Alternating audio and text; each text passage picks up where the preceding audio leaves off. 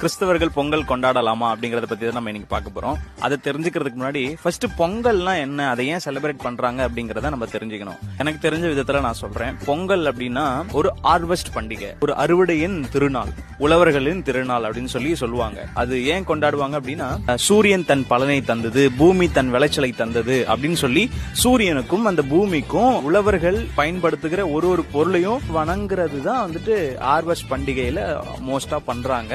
அது மோஸ்டா தமிழர்களின் திருநாள் அப்படின்னு சொல்றாங்க.